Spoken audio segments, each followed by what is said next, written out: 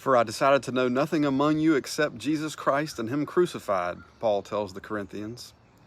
Could this mean a sermon isn't a sermon unless the preacher talks about the cross?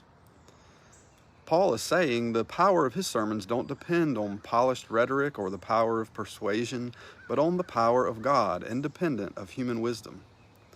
Likewise, you may not hear me say the word cross in every sermon. You may not hear me talk about the crucifixion at all in many of my sermons. But the cross is always there. Sometimes I preach the cross by calling us to give our attention to those who suffer.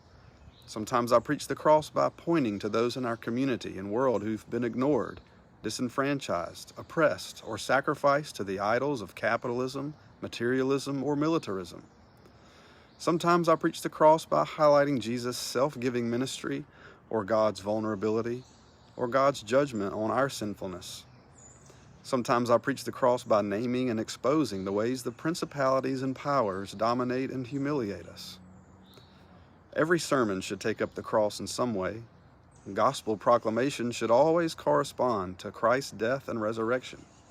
We should be able to discern in any sermon a pattern of dying and rising, of judgment and redemption, cross and new creation, forgiveness and reconciliation.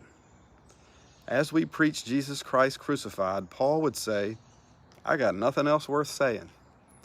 And we can all say amen to that.